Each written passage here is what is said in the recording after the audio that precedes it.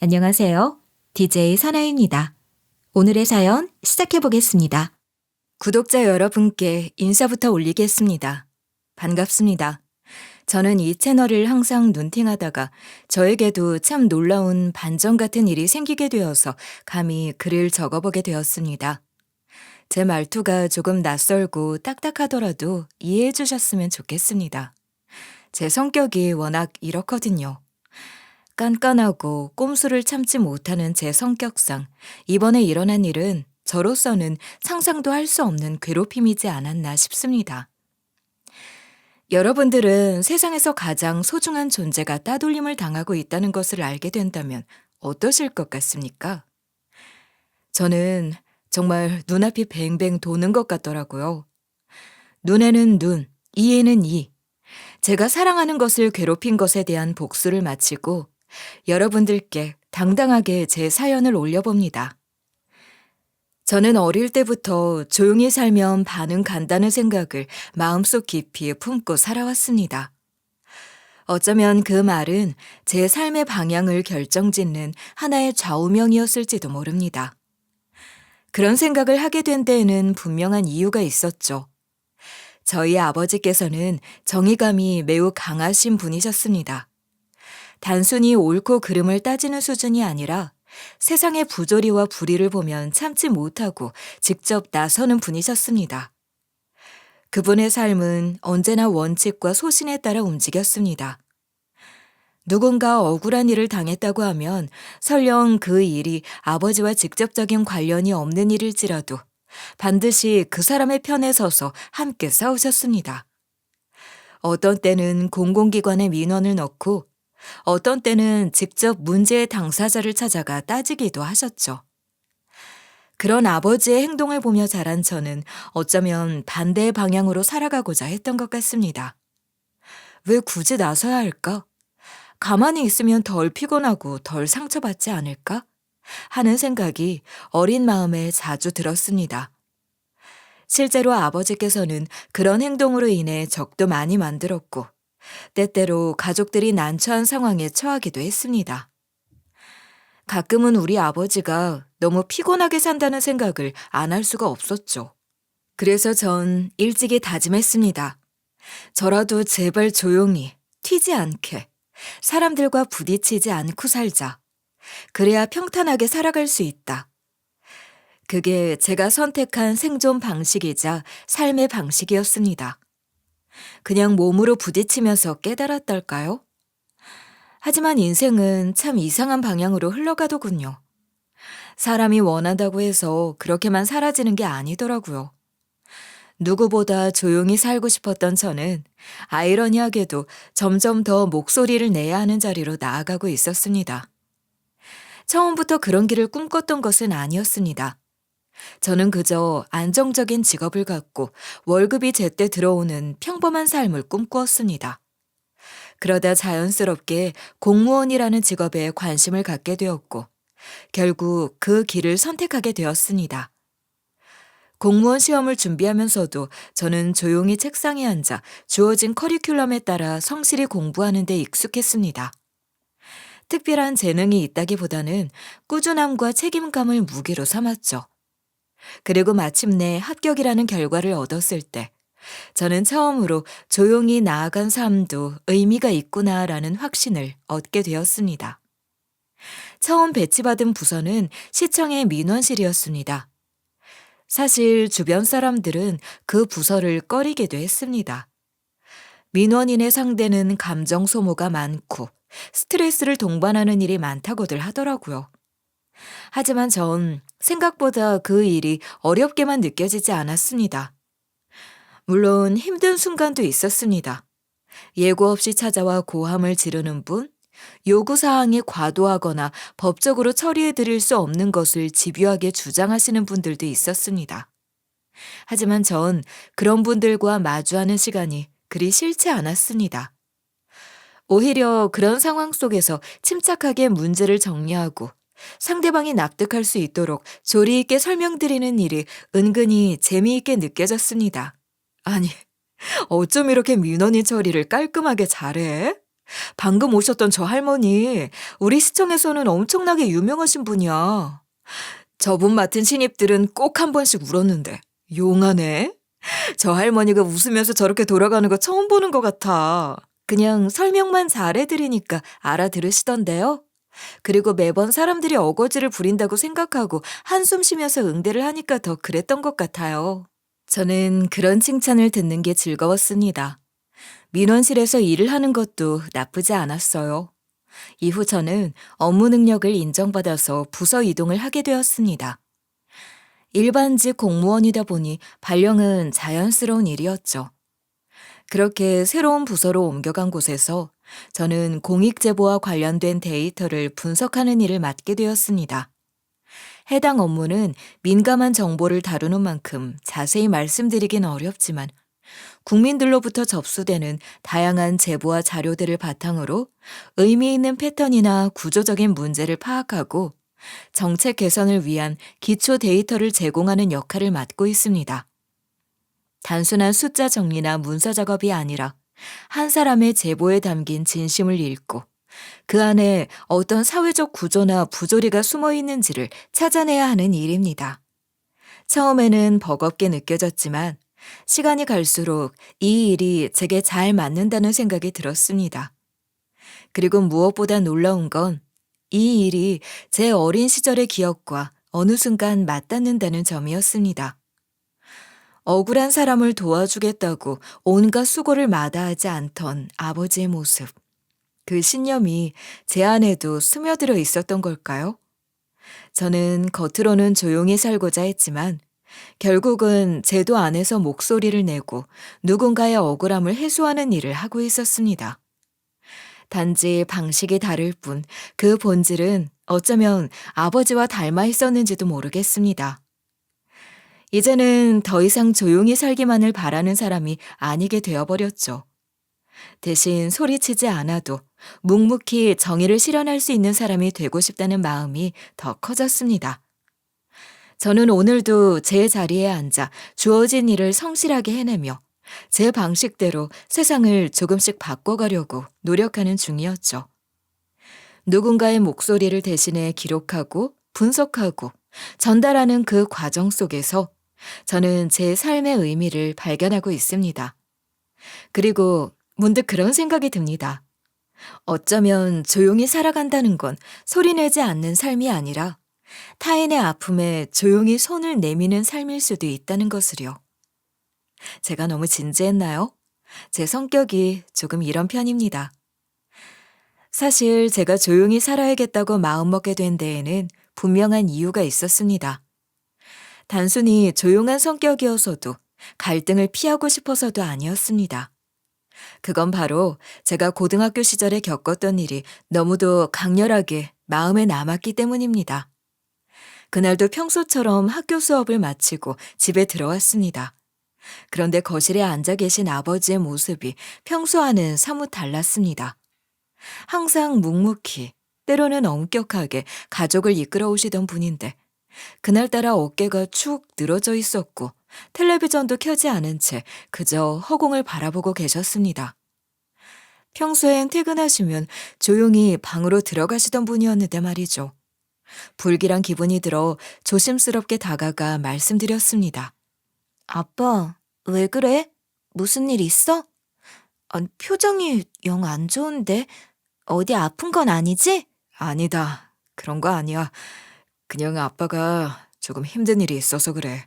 그 순간 아버지께서는 말없이 고개를 떨구시더니 조용히 눈물을 흘리기 시작하셨습니다. 저는 깜짝 놀랐습니다. 다 큰 성인 남자가.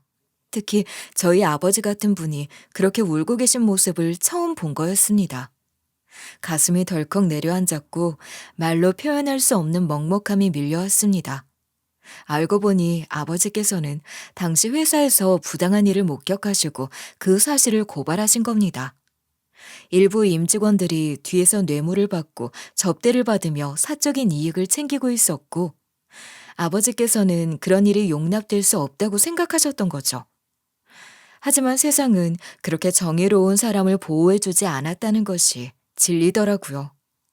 오히려 정의를 가지고 행동을 하셨던 우리 아버지께 다들 박봉에 일하는데 이 정도 부수입은 있어야 되는 거 아니냐는 동료들의 비난을 들으셨고, 동료들은 은근히 왕따를 시키거나 업무를 방해하면서 아버지를 몰아세웠습니다.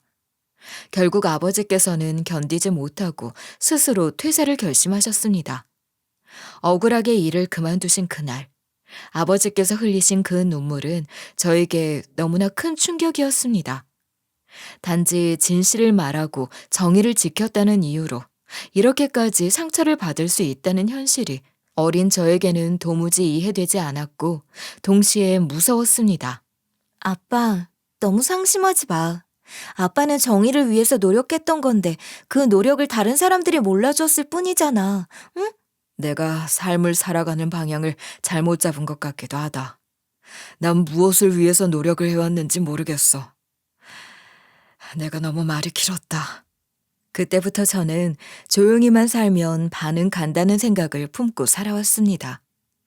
아버지처럼 사명감에 불타는 삶보다는 그냥 내 할 일 조용히 하며 평탄하게 살아가는 삶을 꿈꾸게 된 겁니다. 그래서 자연스럽게 조용한 성격에 더불어 눈치도 빨라지고 사람들의 심리를 재빠르게 읽는 성향이 생겼습니다. 덕분에 민원인을 상대할 때도 상대방의 의도나 감정을 파악해서 대응하는 게 그리 어렵지 않았습니다.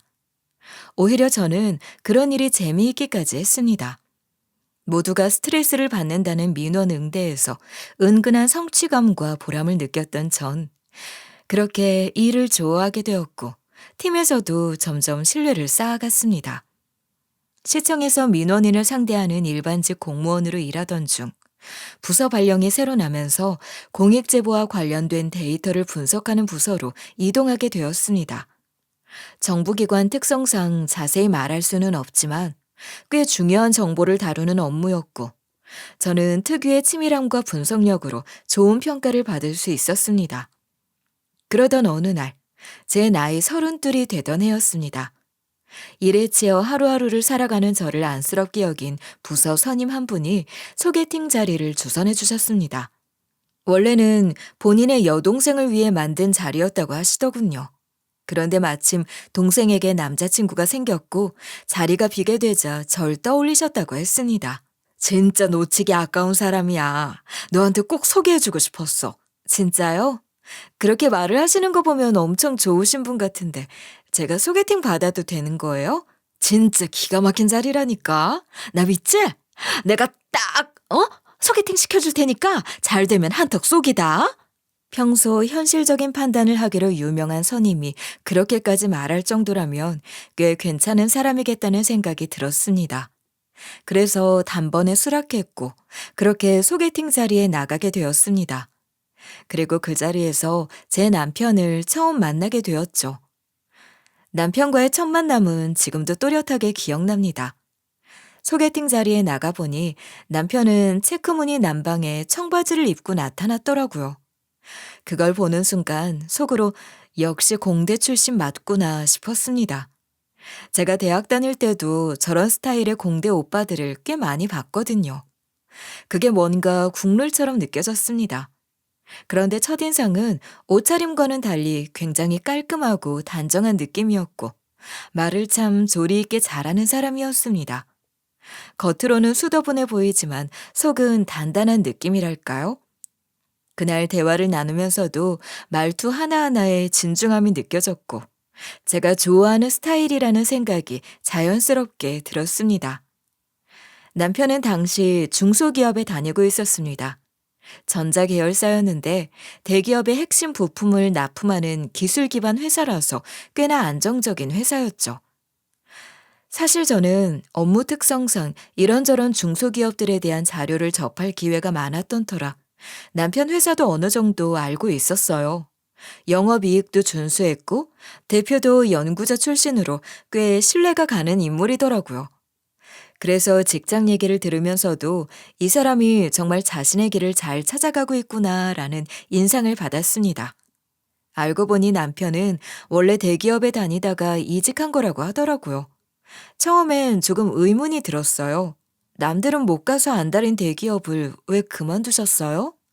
대기업 다니는 사람들은 어떻게든 남아있으려고 노력하는 편이던데요. 다들 제 결정에 그렇게 의문을 가지더라고요. 저도 뭐 아깝지 않은 건 아니었죠. 그런데 대기업에선 일반 사무직이었는데 제 전공이랑 거리가 있어서 적성에 잘 맞는 편은 아니었어요. 연봉 자체로만 따지면 지금이 훨씬 낮긴 하지만 지금 회사에서는 제 전공을 살리면서 연구와 개발 업무를 하고 있고 일이 재미있습니다. 와, 대단하시네요. 돈을 포기하면서 꿈을 쫓는다는 게 대단한 일이긴 하잖아요. 단순히 안정성만 추구하는 사람이 아니라 본인 일에 열정이 있는 사람 같아서 멋있어 보여요. 그런 식으로 칭찬을 해주신 분은 처음인걸요. 다들 저한테 바보 같다고만 했었거든요. 남편의 씁쓸한 얼굴이 왠지 모르게 마음에 남더라고요. 저는 그런 남편의 모습이 참 인상 깊었습니다. 많은 사람들이 대기업이라는 이름값에 매여 힘들어도 쉽게 그만두지 못하잖아요. 그런데 남편은 자기가 원하는 길이 무엇인지 분명히 알고 있었고 거기에 집중할 줄 아는 사람이었습니다. 무모한 용기가 아니라 분명한 목적을 가진 결단력이 느껴졌죠. 저는 그런 사람에게 자연스럽게 끌렸습니다. 그렇게 연락을 주고받으며 몇 번의 만남이 이어졌고 어느 날은 조용한 술집에서 함께 술을 마시게 되었습니다. 분위기도 괜찮고 이런저런 이야기를 나누며 웃고 있었는데 갑자기 옆 테이블에서 소란스러운 소리가 들려왔습니다. 중년 남성이 어린 여자 아르바이트생에게 언성을 높이기 시작한 겁니다. 지금 뭐 어쩌라는 거야? 날 무시하는 거야? 주문도 늦게 받아놓고 음식 나오는데 왜 이렇게 오래 걸려? 주문이 늦게 들어가서 그래요. 조금만 기다려주시겠어요? 시간이 금이라는 거 몰라서 그래? 어? 이거 공짜로 줘, 이거. 아, 다른 손님들도 기다리고 계시는데. 내가 누군 줄 알아? 어? 이 메뉴 서비스로 안 나면 오늘 장사 접게 만들 줄 알아? 어? 알바생이 무슨 잘못이 있다고 아주 쥐잡듯이 잡더라고요. 장사를 접게 만들겠다며 어린 여자 알바생에게 화를 내고 협박성 발언까지 하는 게 아니겠습니까? 저는 민망하기도 하고 또 소란스러운 그런 자리가 불편해서 얼른 자리를 피하고 싶었고 남편이 슬그머니 자리에서 일어나길래 계산하러 가는구나 싶었습니다. 그런데 남편은 계산대가 아니라 그 아르바이트생 옆으로 가더니 이렇게 말하더군요. 저는 엉뚱한 행동을 하는 남편을 보고 깜짝 놀랐죠. 지금 이 상황 제가 영상으로 모두 녹화했습니다. 고객 권리 주장하는 건 좋은데 인격 모독은 공갈 및 협박죄에 해당합니다. 어디 경찰서에 가서 CCTV를 가려볼까요? 그 순간 정말 놀랐습니다. 목소리는 크지 않았지만 단호했고 말에 흔들림이 없었습니다. 저는 이 사람이 이런 모습도 있구나 싶어 마음이 울컥했어요. 그 남성은 당황한 듯 왜 남의 일에 끼느냐고 투덜거리다가 결국 자리에서 일어나 나가버렸고 아르바이트생은 고개를 숙이며 감사하다고 인사하더라고요. 그 모습을 보며 괜히 제가 다 뭉클했습니다. 남편이 자랑스럽기도 하고 왜 그런 행동을 했는지 궁금하기도 했습니다. 이런 상황이 있으면 자주 나서는 편이에요? 제가 너무 나댄 것 같나요? 자주는 아니에요. 하지만 누군가는 해야 할 말이잖아요. 옳은 건 옳다고 말을 해야죠. 그 말을 듣는 순간 제 아버지가 떠올랐습니다. 부당한 일을 참지 못하고 고발하셨던 우리 아버지. 비록 그로 인해 억울하게 회사를 떠나야 했지만 끝까지 정의를 포기하지 않으셨던 모습이 남편과 겹쳐졌습니다. 저는 속으로 생각했습니다. 아, 이런 사람이라면 믿고 함께해도 되겠다 하는 생각 말입니다. 그날 이후 남편과의 관계는 자연스럽게 이어졌습니다. 서로의 일상이 궁금해졌고 연락은 점점 잦아졌으며 그렇게 우리는 연애를 시작하게 되었습니다. 저에 대해 남편은 시청에서 일하는 공무원이라는 정도만 알고 있었고 저 역시 남편이 전자부품을 생산하는 중소기업에서 일하는 엔지니어라는 것 외에 자세한 건 묻지 않았습니다. 하지만 그런 것들은 우리 사이에 전혀 문제가 되지 않았습니다. 우리는 직업이나 조건이 아닌 서로의 사람됨을 보고 만났기 때문입니다. 진중하면서도 정의롭고 자신이 옳다고 믿는 길을 묵묵히 걸어가는 남편의 모습은 시간이 지날수록 더욱 신뢰를 주었습니다. 그리고 저 역시 조용히, 그러나 치밀하게 삶을 바라보는 사람으로서 남편의 곁에 서는 것이 어울린다고 느꼈습니다. 그렇게 우리의 인연은 조금씩 깊어져 갔습니다. 남편과 저는 1년 동안 연애를 한 끝에 결혼을 하게 되었습니다. 연애 기간 동안 서로에 대한 믿음과 애정이 깊어졌고 결혼이라는 결실로 자연스럽게 이어졌습니다. 결혼식은 뭐랄까요? 정말 평범하고 조용한 분위기였지만 저희 둘에게는 그 어떤 화려한 예식보다도 더 특별한 날이었습니다. 양가 부모님 모두 진심으로 축하해 주셨고 특히 시어머님께서 절 정말 따뜻하게 맞아주셨습니다. 저는 시어머니가 정말 좋았어요. 저에게 늘 해주셨던 말도 좋은 말뿐이었거든요. 나는 너처럼 안정적인 직업을 가진 며느리가 정말 자랑스럽고 한편으로는 부럽기도 해. 나는 그렇게 못 살아서 그런가? 난 말이야. 결혼을 한 후에 한 번도 직장 생활을 해본 적이 없어서 그런 건지 일에 대한 열망이라는 게 늘 남아있어. 어머님은 지금도 충분히 멋진 인생을 살고 있는 것 같다고 생각해요. 전 어머님의 인생 잘 따라가고 싶습니다. 얘는 말도 참 잘한다. 예쁘게 말이야. 예, 내 며느리라서 하는 말인데 아이를 낳아도 절대로 일을 그만두지 마. 내가 다 봐줄 테니까 말이야. 너는 네 커리어를 이어갔으면 좋겠어. 그 말씀이 얼마나 큰 위로와 힘이 되었는지 모르겠어요. 저는 시어머니께서 늘 제 편을 들어주셨기 때문에 처음부터 고부 갈등이라는 게 무엇인지조차 모르고 지냈습니다. 시어머님은 제게 친구처럼 다가와 주셨고 저 역시 그런 시어머님을 깊이 존경하게 되었습니다. 남편과 함께하는 매일도 정말 행복했어요. 단지 사랑하는 사람과 함께 산다는 이유만으로도 감사한 나날이었고 무엇보다도 저희 부부는 서로를 진심으로 아끼고 배려하는 마음이 컸습니다. 결혼 후에는 자연스럽게 가사 분담을 하게 되었는데 이게 참 신기하게도 따로 조율한 적은 없었지만 손발이 잘 맞았습니다. 남편이 저녁 식사를 준비하면 전 설거지를 했고 남편이 빨래를 돌리면 전 건조기를 돌려서 개는 일을 맡았어요. 서로 짜고 하는 것이 아니라 그냥 자연스럽게 이건 내가 하면 좋겠구나 싶은 배려가 전제에 깔린 마음에서 비롯된 행동이었습니다. 그래서 더 고마웠고 그런 부분에서 남편에 대한 신뢰와 애정이 점점 더 깊어졌습니다. 남편은 항상 말보다는 행동으로 사랑을 보여주는 사람이었습니다. 피곤한 날에도 먼저 일어나서 아침을 챙겨주고 제가 퇴근이 늦는 날이면 집 앞까지 마중을 나와주는 그런 세심한 사람이었어요. 저는 그런 남편을 정말 너무나도 사랑했습니다. 함께 살아가면서 하루하루가 선물처럼 느껴졌고 마음을 나눌 수 있는 사람이 옆에 있다는 것만으로도 큰 힘이 되었습니다. 저희 부부의 결혼 생활은 처음부터 큰 충돌 없이 평화롭고 안정적이었습니다. 시댁과의 관계도 좋았고 무엇보다도 남편과의 호흡이 잘 맞았기 때문에 매일매일이 감사한 연속이었죠. 결혼한 지 어느 정도 시간이 흐르고 나서부터 시부모님께서는 은근하게 제게 이야기를 해오셨습니다. 내가 부담을 주고 싶은 건 아닌데 도대체 언제쯤 손주 소식을 들을 수 있는 건지 궁금하네. 대놓고 재촉하시는 건 아니었지만 종종 그런 말씀하실 때마다 그 기대와 설렘이 느껴졌기에 저 역시 조금은 부담 아닌 부담을 느끼기도 했습니다. 사실 남편과 전 아이에 대한 계획을 세우고 있긴 했지만 제 나이가 34살이었거든요. 결혼을 조금 늦게 한 편이기도 했고 아직은 남편과의 신혼생활을 더 누리고 싶다는 마음도 있어서 한 1, 2년 정도만 더 있다가 천천히 준비해보자는 생각을 가지고 있었습니다. 그런데 아이는 저희 부부가 계획했던 것보다 훨씬 더 빨리, 정말 예상하지 못한 순간에 마치 하늘에서 내려준 선물처럼 찾아왔습니다.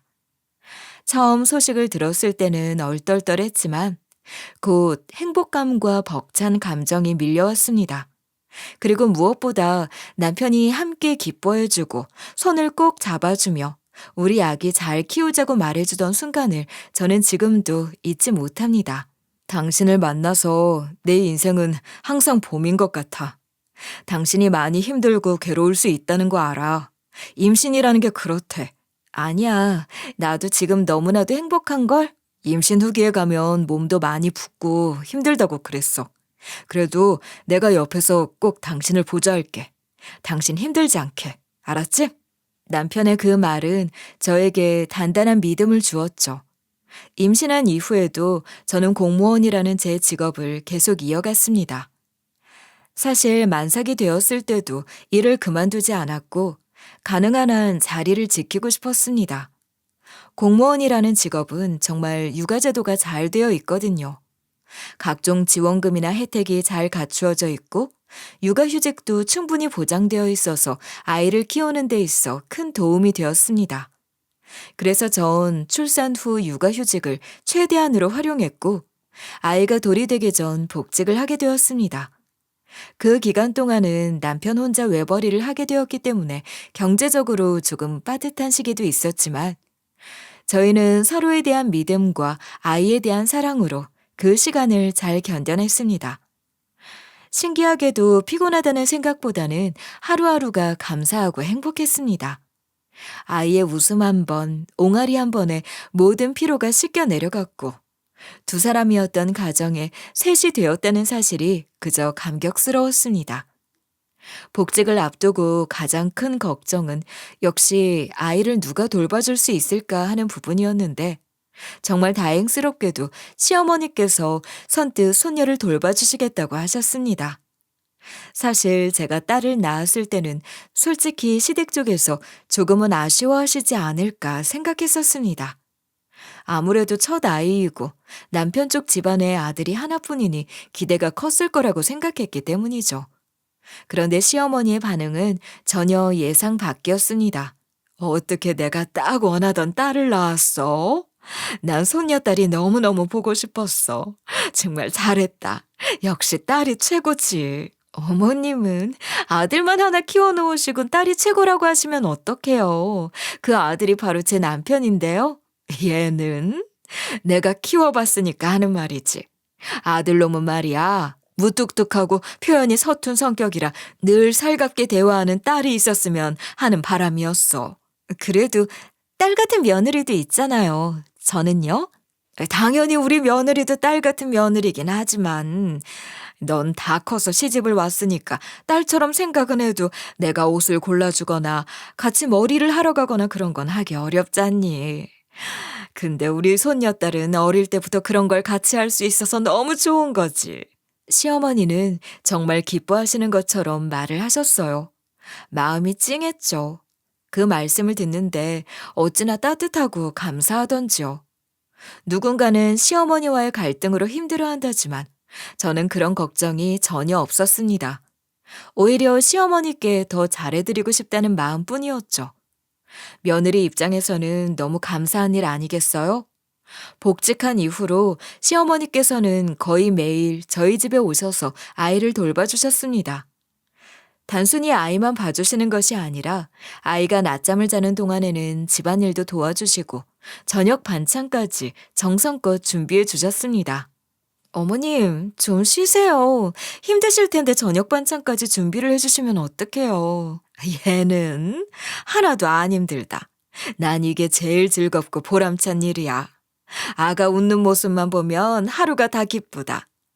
그리고 너도 나한테 이렇게 늘 고맙다고 인사를 하지 않니? 고맙지. 시어머니께서는 언제나 밝은 얼굴로 절 맞아주셨습니다. 그렇게 저희 가정은 시어머니의 도움 속에 안정적인 일상과 육아를 함께 이어나갈 수 있었습니다. 시어머니 덕분에 전 마음 편히 직장 생활을 이어갈 수 있었고 남편도 늘 감사해하며 함께 노력해 주었습니다. 지금 돌이켜보면 정말 모든 상황이 기적처럼 맞아 떨어졌던 것 같습니다. 저는 시어머니께 용돈을 드리고 있었어요. 아이를 봐주시는 수고가 얼마나 큰지 잘 알기에 당연히 수고비라도 드려야 한다고 생각했어요. 감사한 마음을 담아 용돈을 드리면 시어머니께선 항상 고맙다 하시며 웃으며 받아가셨어요. 그런데 제 생일날, 정말 예상치도 못한 일이 일어났습니다. 시어머니께서 그동안 받으신 용돈을 한 푼도 안 쓰시고 적금 통장으로 만들어서 저에게 다시 돌려주신 거예요. 아니, 어머님, 이거 어머님 쓰시라고 드린 돈인데 왜 이렇게 하셨어요? 제가 이 돈을 어떻게 받아요? 어머님 쓰시라 드린 건데. 나 아직 생활비 넉넉하다. 우리 아들 평생 내가 뒷바라지 했는데 이제 그놈이 날 위해 뒷바라지 해야지. 왜 그걸 며느리가 해줘? 그리고 너도 알잖니. 이 돈 한 푼 한 푼이 얼마나 도움이 되는 건지. 앞으로 너희 부부에게 더 필요할 거다. 그 말씀을 들으면서 정말 울컥했어요. 감사하고 또 감사했죠. 복직을 하긴 했지만 공무원 월급이라는 게 사실 큰 여유를 주는 수준은 아니잖아요. 게다가 남편도 요즘 경기가 너무 안 좋아서 회사에서도 힘들어하고 있었고요. 그런데 사람 일이라는 게 한번 어려워지기 시작하면 계속 꼬이는 건지 점점 더 힘든 상황들이 겹쳐지기 시작하더라고요. 그러던 어느 겨울날, 정말 생각하지도 못했던 일이 일어났습니다. 시어머니께서 평소처럼 우리 집에서 아이를 돌봐주시고 돌아가시는 길에 얼음길에서 미끄러지신 거예요.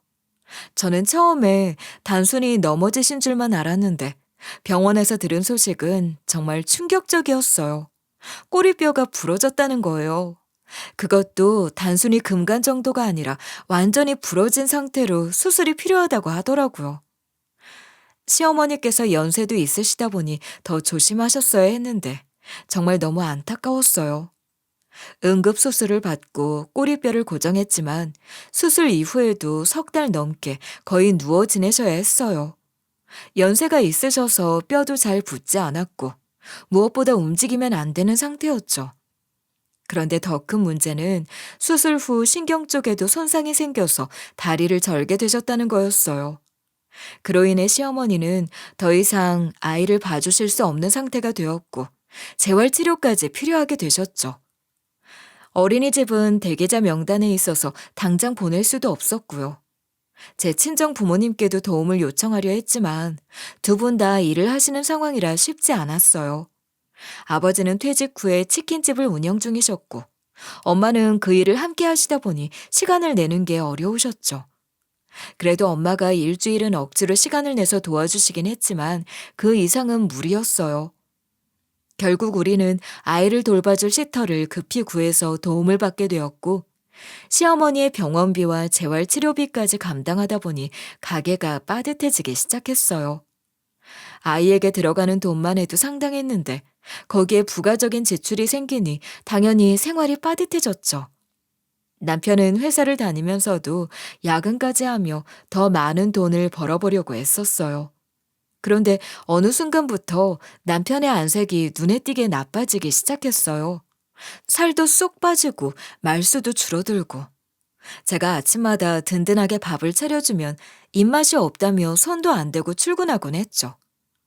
처음에는 그냥 피곤해서 그러겠거니 했어요. 그런데 어느 날 퇴근한 남편에게 저녁밥을 차려주는데 너무 허겁지겁 먹는 거예요. 마치 며칠을 굶은 사람처럼 개걸스럽게 먹더라고요. 아, 여보, 체하겠어. 천천히 좀 먹어. 점심을 굶고 다니기라도 하는 거야? 뱃속에 거지가 들은 줄 알겠네. 그 순간 남편의 숟가락이 딱 멈추더라고요. 그때 알았어요. 진짜로 점심을 굶은 거라는 거려. 돈을 아끼려고 점심도 안 먹고 하루 종일 일하고 있었던 거예요. 그 모습을 보니 눈물이 절로 났어요. 우리가 돈이 없는 게 죄도 아닌데 사람이 밥은 먹고 일을 해야 하는 거잖아요. 그런데 그조차도 못하고 일하고 있었다니 너무 안타깝고 마음이 아팠어요. 그래서 전 그날 이후로 남편의 도시락을 챙겨주기 시작했어요. 아침밥 차리는 김에 반찬 조금 더해서 도시락 싸는 게 뭐 어렵겠어요. 남편은 힘든데 하지 말라고 말했지만 저는 아내로서 그 정도는 당연히 해야 한다고 생각했어요. 남편이 마음 편히 점심이라도 먹고 일을 할 수 있다면 그게 제가 할 수 있는 최소한의 배려이자 사랑이잖아요. 저는 남편에게 괜찮다고 말하며 힘내자고 했어요. 우리 둘이 함께라면 뭐든 이겨낼 수 있다고 조금만 더 버티자고 다독였죠. 다행히 시어머니의 재활치료도 조금씩 호전되었고 무엇보다도 우리 아이가 드디어 어린이집에 입소하게 되면서 시터 비용이 들지 않게 되니 숨통이 조금 트이더라고요.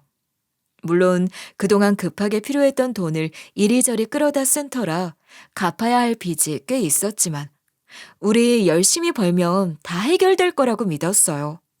그런데도 남편 얼굴에선 좀처럼 밝은 기색이 사라지질 않더라고요.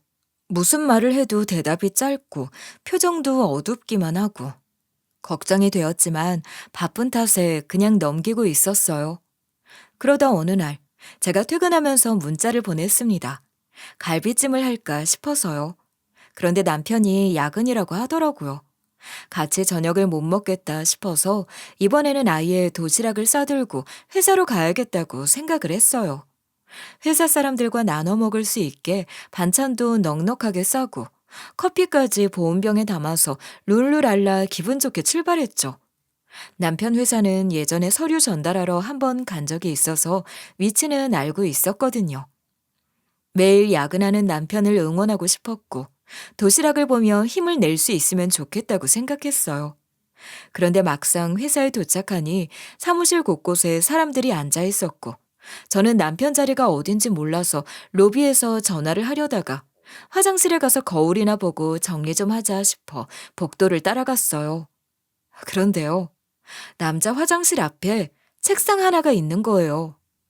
이상하다고 생각하며 가까이 가봤더니 정수기 옆 콘센트에 컴퓨터까지 꽂혀 있더라고요. 너무 당황스러웠죠. 저기서 누가 일하는 건가 하고 명패를 봤더니 거기에 과장 박찬형이라고 쓰여 있었어요. 제 남편 이름이었죠. 순간 멍해지더라고요. 그때 근처에서 커피를 마시며 이야기하던 직원들의 목소리가 들려왔어요. 아, 박 과장 말이야. 도대체 언제까지 버틸까? 와, 진짜 멘탈 한번 대단하지 않냐? 저 앞에서 쪽팔려서 어떻게 일을 해? 나라면 진작에 사표 썼다. 징글징글해.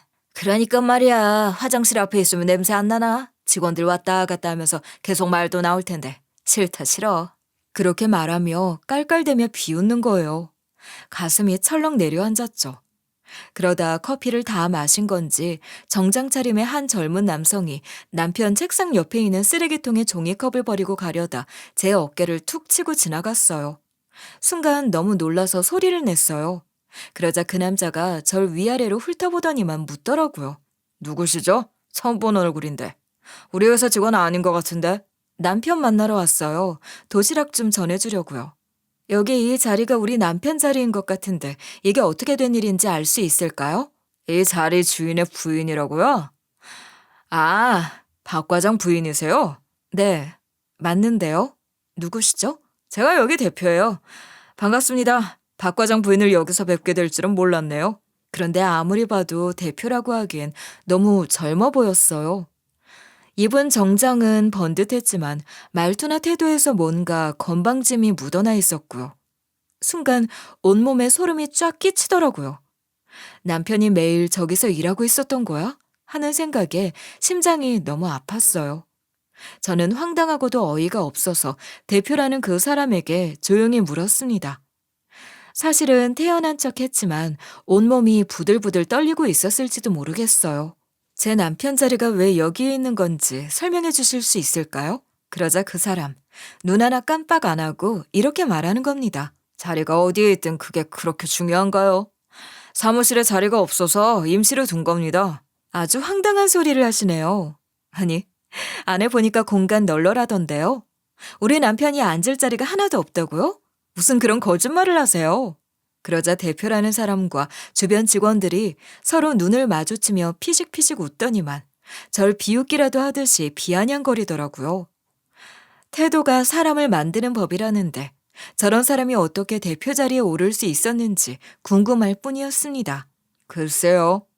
여기에 앉아야 할 이유가 있었겠죠? 좌천이랄까? 그 모습을 보고 있자니 얼굴이 화끈거리고 심장은 쿵쿵 뛰기 시작했습니다. 너무도 모욕적인 상황이었지만 저는 꾹 참고 있었습니다. 그런데 그때 자리를 비웠던 남편이 마침 복도 쪽에서 걸어 들어오더라고요. 제 손에 도시락이 들려있는 걸 보고는 놀란 표정이었어요. 하지만 진짜 황당한 건 그 다음이었습니다. 그 대표라는 사람이 남편을 보자마자 손을 흔들며 반갑다는 듯이 이렇게 말하는 겁니다. 박 과장님, 설마 또 오늘도 삼각김밥 드셨어요? 아이고, 조금만 기다리시지.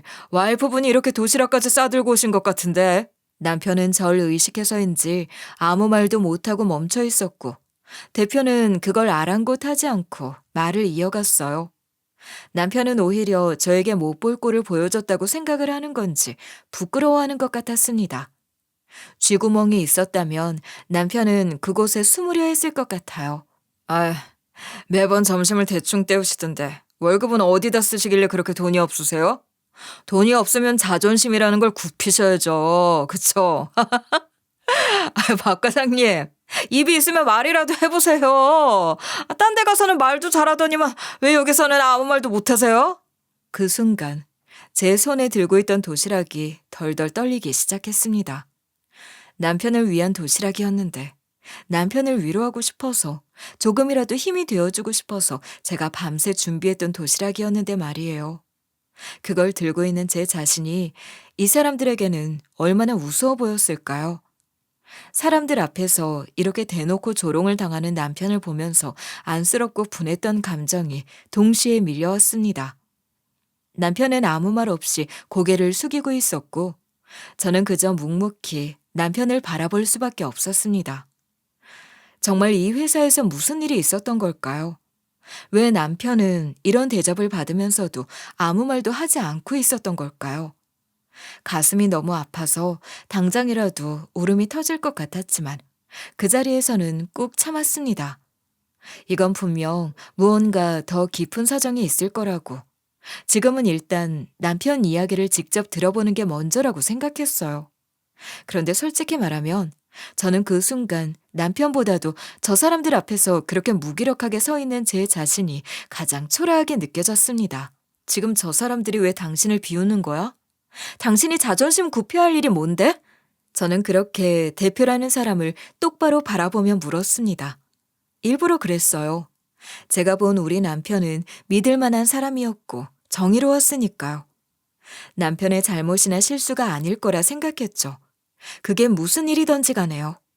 하지만 남편은 얼굴이 붉게 달아오른 채로 제 팔을 잡았습니다. 저에게 나가서 이야기를 하자고 하는데 저는 도저히 이 상황을 이해하지 못한 채 그 자리를 떠날 수 없었어요. 내가 나가서 설명해 줄게. 일어나봐. 여기서 이러지 말고. 뭐 죄졌어? 아니, 왜 이러는 건지 알아야겠어요. 도대체 무슨 일이 있었는지 말해주세요.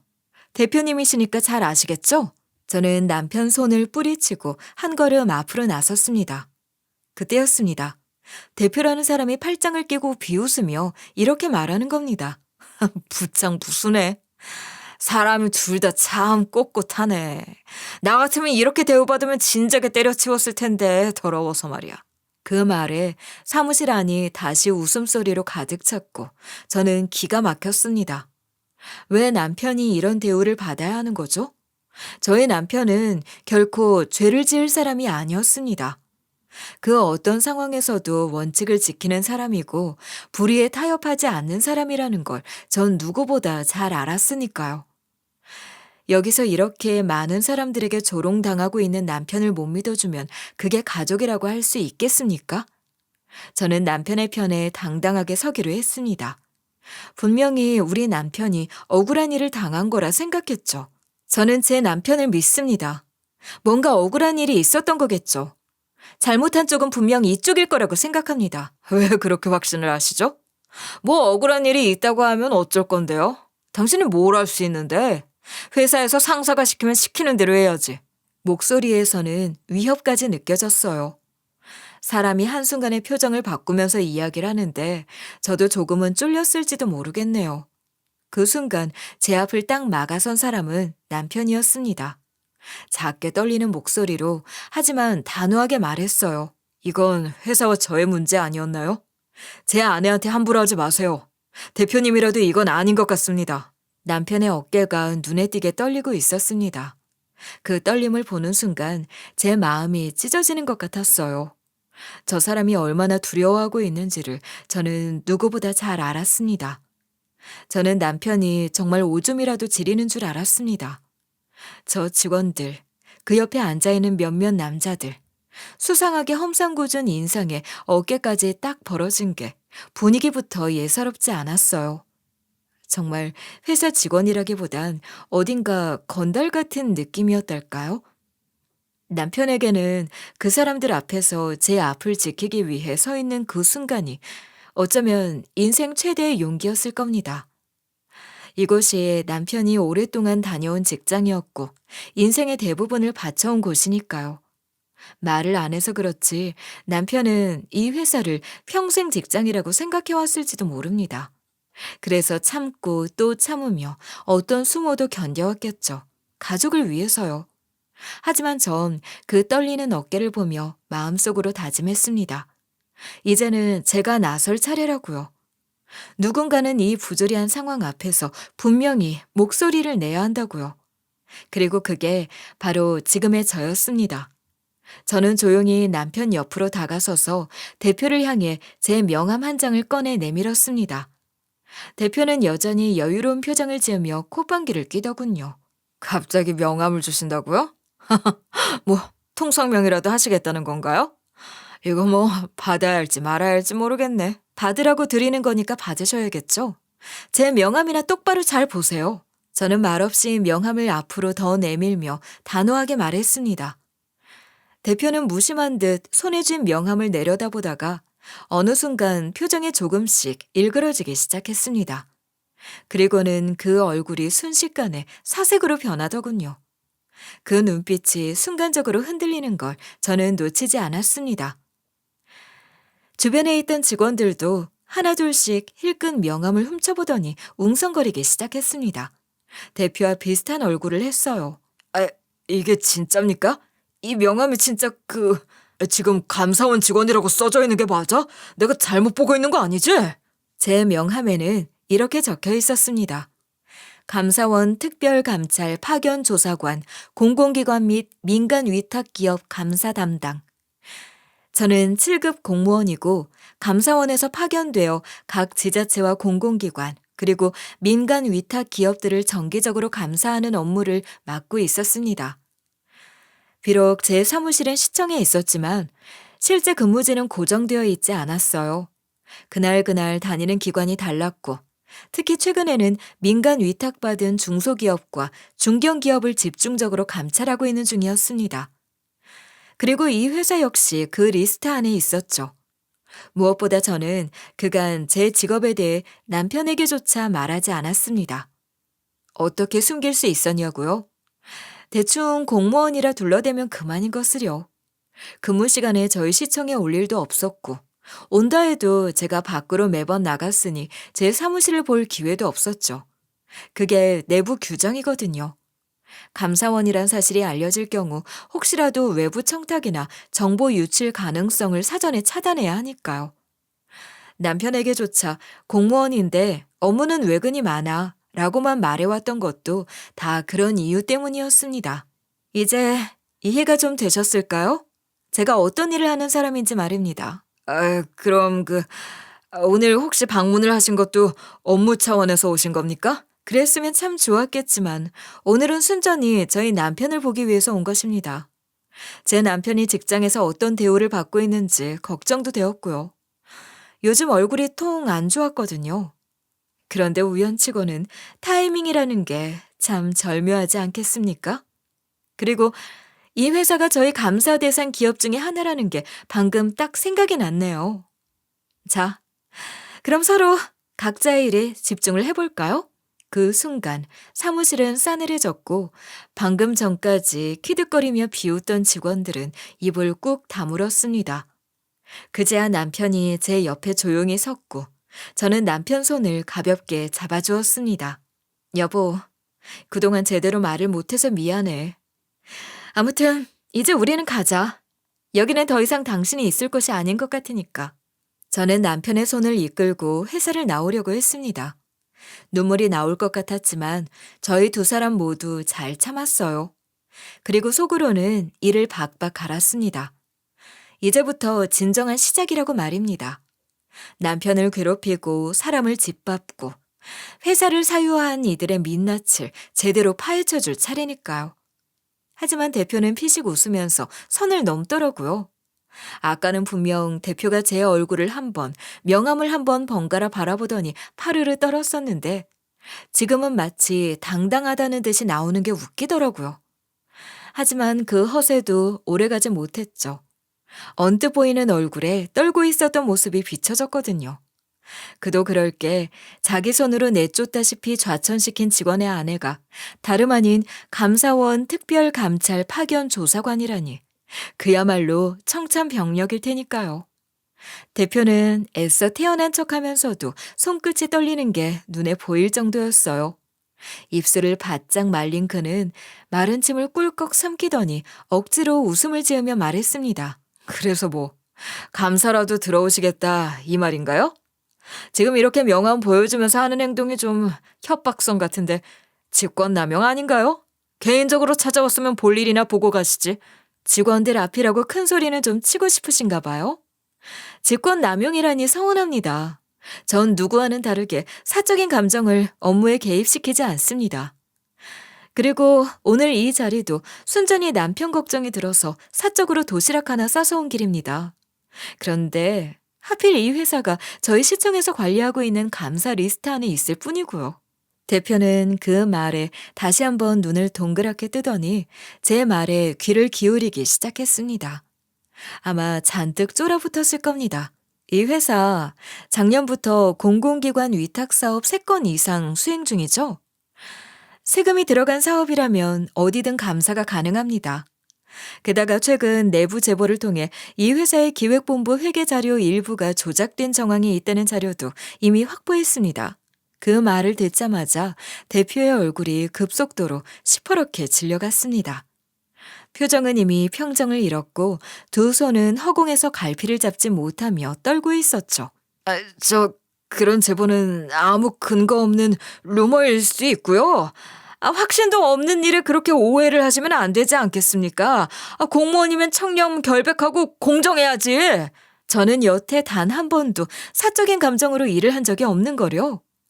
공정한 사람을 잘라내고 조직적인 비리를 덮으려 하면 그 회사가 오래갈 수 없다는 건 당연한 상식입니다. 그게 민간이든 공공이든 말이죠. 정의롭고 진실된 사람을 조롱거리로 만들고 한직으로 내몰아 놓고 그 위에 앉아서 비웃는 이들을 저는 수도 없이 봐왔습니다. 그리고 하나도 빠짐없이 그 대가를 치르게 했습니다. 그냥 지금 이 책상을 보고 오해하신 것 같습니다만 저희 회사는 특별히 드러낼 비리 같은 건 없습니다. 뭐 깔 것도 없고요. 평범한 중소기업인데 왜 그렇게 빡빡하게 구시는지요? 길고 짧은 건 제가 직접 판단해야겠죠? 그동안 쌓인 제보 자료, 그리고 이미 수집한 회계 분석 문서, 직원 인터뷰 내용까지 충분히 시작할 수 있는 근거는 갖춰졌습니다.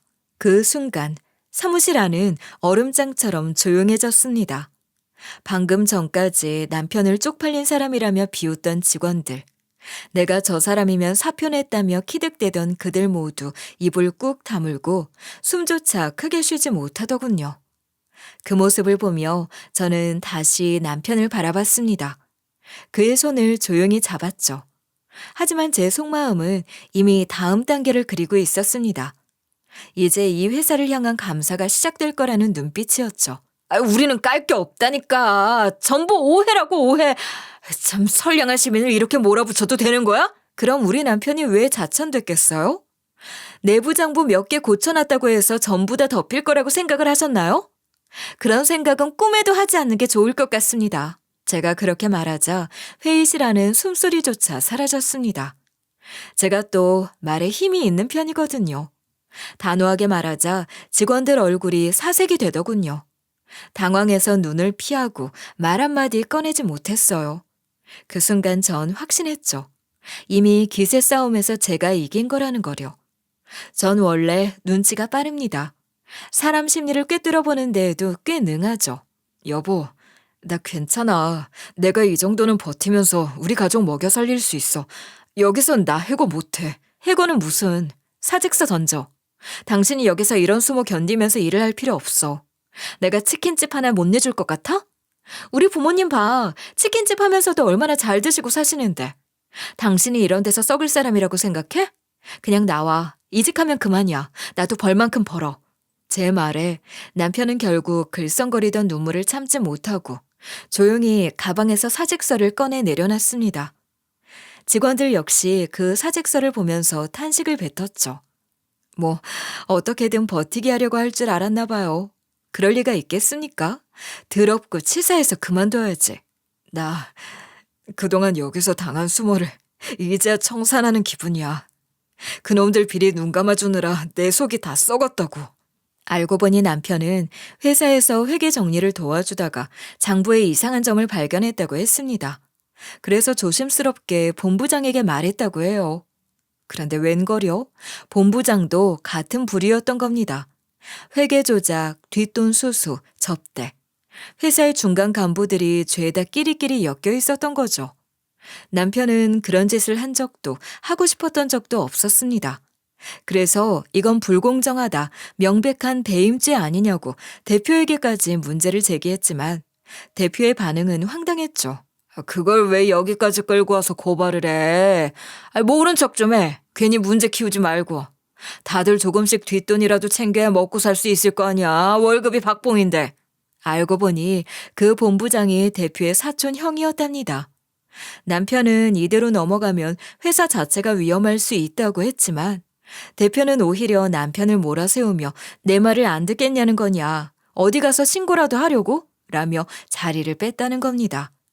결국 남편은 화장실 앞 창고 같은 공간으로 밀려났고 사람들은 그것조차 웃음거리로 만들었죠. 더 참담했던 건 따돌림이었습니다. 남편이 가족 사진을 책상에 걸어두면 비꼬기 일쑤였고 일부러 화장실 앞을 더럽혀 놓거나 점심 먹을 때 혼자 두고 갔다더군요. 회식 자리에서도 일부러 남편만 빼놓았고요. 정말 사람 같지 않은 놈들 아니겠습니까? 남편은 그런 모욕을 견디며 일했습니다. 시어머니는 아프시고 아이 키우는 데에도 돈이 많이 들어가니 그냥 참는 수밖에 없었다고 했어요. 그 이야기를 들으니 저도 가슴이 아파서 눈물이 핑 돌더라고요. 그날 이후 저는 결심했습니다. 절대 이대로 넘기지 않겠다고. 다음날 출근하자마자 남편이 그동안 모아둔 증거들을 정리해서 고용노동부에 정식으로 신고했고 저 역시 감사팀과 협조해 해당 부서에 정식 감사를 투입했습니다. 결과는 예상보다 빨랐습니다. 기획본부 본부장은 업무에서 배제되었고 대표 역시 책임을 피하지 못하고 결국 사임하게 되었습니다. 내부 고발자 보호 조치에 따라 남편의 이름은 공식 문서에서 익명으로 처리되었지만 회사의 사람들은 다 알고 있었죠. 그동안 눈치가 보여서 쉬쉬하고 덮었었지만 진짜 이 회사의 정의로운 사람은 누구였는지요. 남편은 이미 사표를 냈기 때문에 더 이상의 괴롭힘도 없었고 그 후에야 모든 상황이 마무리되었습니다. 그리고 그날 남편은 조용히 제게 말했습니다. 진짜 드라마 같은 일이지 뭐야. 난 진짜 몰랐어. 당신이 감사팀이었다니. 정말 놀랐어. 당신 그동안 고생 많았겠다. 미리 말을 해줬으면 좋았겠지만 공무원이라 어쩔 수 없었어. 위에서 비밀로 하라는데 내가 혼자 나불나불거려서는 안 되는 일이니까. 당연히 이해하지. 나도 직장 생활을 한 노예인데. 나 여태 당신한테 서운한 거 없고 의심하는 것도 없어. 그러니까 괜찮아. 고마워. 지금이라도 말을 해줘서. 그 말에 제 마음도 녹아내리더군요. 이 일 이후로 저는 시댁에서도 더 많은 사랑을 받게 되었고 남편은 6개월 동안 재취업을 준비한 끝에 더 좋은 회사로 이직했습니다. 지금은 우리 가족 모두가 마음 편히 지내고 있어요. 더 이상 부당한 대우도 모욕도 참고 견디는 일도 없습니다. 이제는 그저 평범하게 조용하고 행복하게 살아가고 싶을 뿐입니다. 저희 가족의 앞으로의 평화를 위해서 여러분들 역시 응원을 해주셨으면 좋겠습니다. 감사합니다.